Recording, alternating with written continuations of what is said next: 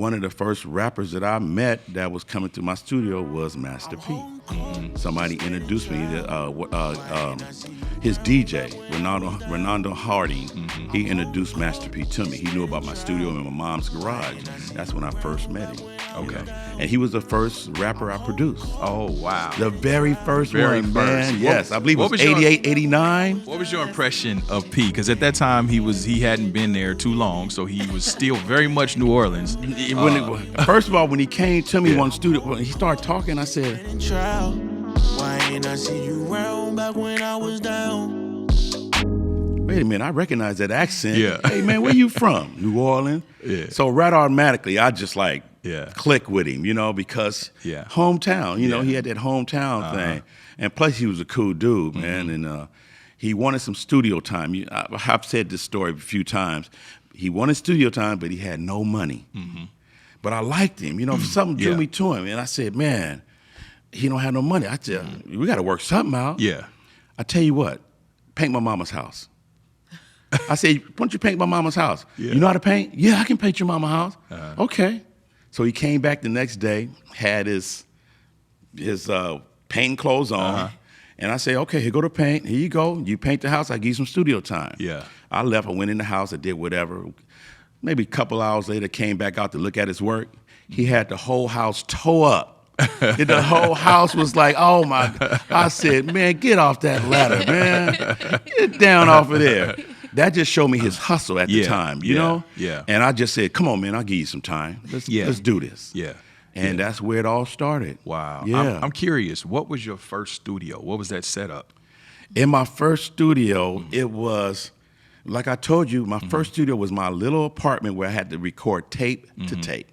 That's my very first studio. Right. Where I had a little keyboard, a little bitty drum machine. I can't remember the name of. That's where I learned how to play music on my own, right? Okay. And I played my bass, and that's it. But then from there, in my mom's garage, I had a friend that was in the Coast Guard, and he was a Coast Guard in Japan, and you can get things in the Japan catalog real cheap.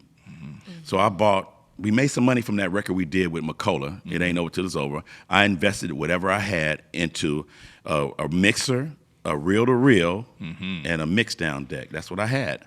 And I built me two rooms at my mom's garage. This is why my studio is named K. Lou. Me for K for Kenny, and Lou for my mother. Her name is Lucinda. Oh, that's where K. Lou came from. K. Lou came from. So honor my mom. That's why I named it K. Lou. Oh, that's dope. K. Lou Studios. Yeah, I never knew that. Okay. Yeah, so that's the equipment, and then and I just I remember just listening to Quincy Jones. Whatever you do, you make sure you got a good mic. Yeah, vocals. Make sure it's clean and clear.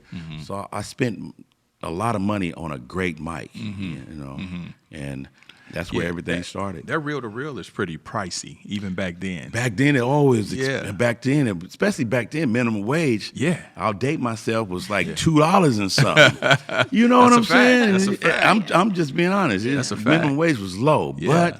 And it cost more it was 1 inch and 2 inch, correct? No, it was quarter inch. Quarter inch. Yep, quarter inch tape. Yep.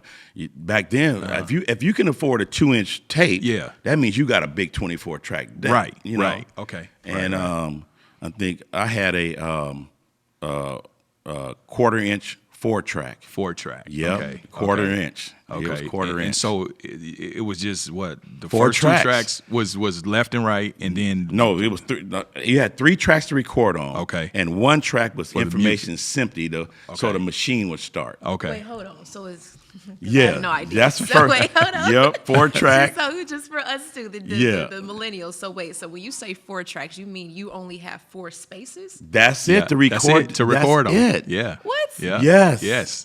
Yeah. If you listen to that old Motown, they have 4 tracks and then 8 tracks to record all that stuff. Yep.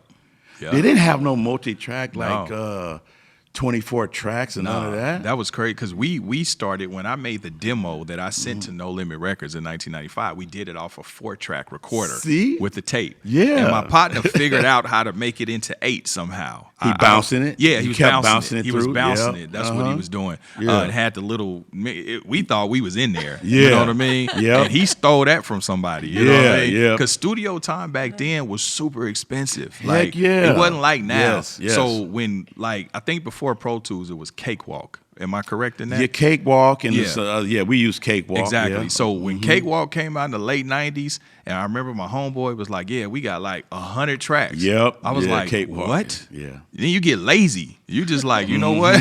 I'm just going to punch in every line, because for so many years, you kind of had to just get it right through the verse because you had to spare tracks for ad-libs and all of that. But let me go back. Before the 4-track, it was a studio in Richmond called Starlight Sound. This is before I started my own studio, because in Starlight, it was where you wanted to go to the big studio. Yeah. It had the 24-track machine, but they rate was $150 an hour. Wow. Now, if you're only making $2, that's a lot back then. That was a lot. So look, I said, okay, what's Graveyard? This cheaper rate, $75 an hour. Yeah. So I said, okay, I saved up, for our group to go in and record, and I got us 8 hours. Because back then, you could only book 8 hours at a time. You couldn't do it like going for a couple hours like you do today. So we go into Starlight, and we mixing the song down, and we start from 11 to 7. So the guy's working on our music, takes his time. He gets to maybe 5 o'clock, 6 o'clock at night. We got an hour left. He said, okay, I'm going to hurry up and do the vocals. I said, you going to hurry up and do the vocals? That's only an hour. Yeah. So I said to myself, I'm going to start my own studio. Yeah. And I'm not going to do this to you. I'm going to just charge a flat rate for mixing, you know? Right. And so later on, when I opened my studio and I started doing better and people start knowing about me, that studio closed down. Wow. Because all the business started coming. Yeah. It wasn't that many studios in Richmond at the time, except they're good studios. I got my studio, K-Lou, Al Eaton, my friend Dre, Poor Man Studios was happening, and you got Live Oak, but mainly in Richmond, that was it. Wow. It's not like now. I'm sorry. Oh, no, it's okay. I was going to say, how did your mom feel seeing you through all of this? My mom was the biggest supporter of her son you ever want to meet. That's dope. To let me do that, to build it in her home, that's, come on, your mom is just, my family has always been supportive. My uncle, Andrew, my aunt that passed away, Nita, let me rehearse in their garage. I had a very big support system that helped me get to where I am today. Yeah. Were you an only child? No, I got 2 brothers and a sister. Okay. Yeah. Okay. So that, that Are you was the oldest, middle? I'm the second. My sister's older than me, then it's me, then my brother and my younger brother. Okay. Yeah. So you get with Master P, right? And so he wants to be a rapper. He paints your mama house. He messes it up. Yeah. But you liked him. He eventually comes back. Yeah. What are some of the first records y'all did? Mind of a Psychopath was the first one we did. Okay. And what did you think about that? Because he's new to being a rapper. He's new to being a rapper. I mean, at the time, like I said, I wasn't in the rap. So he sounded all right to me. I mean, he wasn't the best thing I ever heard, but he sounded cool. He didn't know anything about rapping. That's right. Yeah. But back then, I just knew something. He always wanted to make deals, right? Yeah. Come on. He was good, though. Yeah, he was a hustler. He was a hustler, too. I already knew he was a hustler by even... P did whatever it took to get where he is. That's right. You can't take nothing from that brother, man. I don't care what you say. He did whatever it took to get to where he was going. He had a plan. Knew where he wanted to go, and he got there, bro. So at that time, as he's starting, he's Master P, and I know it's Silk. It's I think King George was around. Yes, yeah. The originals. The originals. Like, the original. TRU. Yes. Cali G. Yep. Who else was Big it? Otis was there. Yeah, Big Ed. Yep, Big Ed was always there. Sonya God rest C. his soul. Yep, Sonya. So that's the crew with the that TRU. That was the crew, yeah. He stuck with that same crew. You know, no one else was coming. This is before Beats by the Pound. Yeah, for sure. Way before. For sure. Yeah. Yeah. So did you, at some point as he's developing, and he's getting better, did you see something, or were you still like, he's consistent, He was consistent. He was just trying to find his way. Yes. You know what I'm saying? Yeah. And at the time you have E40 that was really big at the time. Yep. And I remember him coming in the studio. I had it where I had so many people at the time coming in and out. Like, P would be coming in, 40 would be leaving, or vice versa. Because 40 had my studio locked up. He used to book 100 hours at a time. Yeah. Write me a check, here go 100 hours, Yeah. Because he had just signed that deal with Jive. $3 million. Yeah, no, I think it was $6 million. It was 3 on the magazine. It was 3. Oh, maybe that's for tax purposes. Yeah, sorry, 40. Sorry about that. Yeah. He said 3, and then he had the unique deal where he got paid as an artist up to a certain point. Yeah, I don't know. Yeah. It was a real. But deal. He just kept working. P just kept working, and I think he basically said, "Look, I'm going to use my business knowledge as a vessel, as a rapper." Yeah. Yeah. But the business took over, man. Yeah. Yeah. Is it a fair assessment? Because, I had got with No Limit in 1995, where he flew us out to the Bay, and that's when I met him. But to me, from my vantage point, kind of outside looking in, is it fair to say that maybe like a lot of the other Bay Area vets and people that were, coming up with him, it seemed like initially they kind of shunned P a little bit. Of course they did. I seen it, but I never really said anything about it, because what did Ray Charles say? Country dumb? Yep. Dumb he wasn't.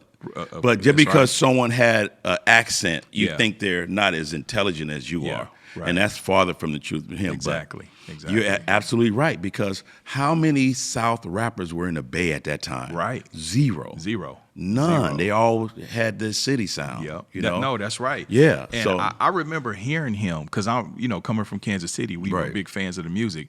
And I remember not being able to really put my finger on what was different. Yeah. I was like, I hear him on this mob shit, but his words is not different.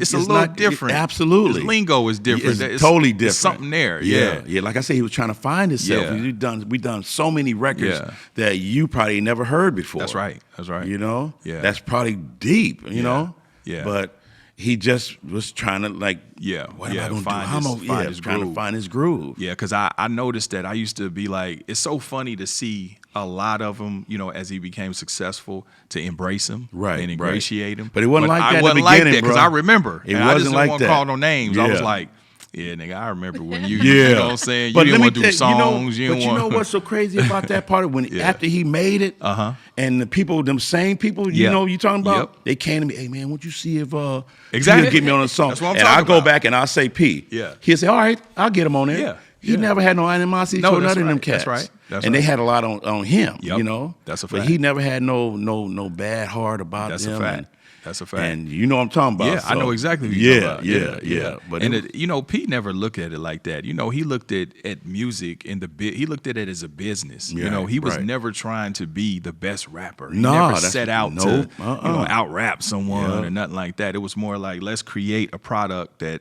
these people want. Let's sell a bunch of it and let's get some money. Always looking out for everybody on the label. Yeah. Everybody. Yeah.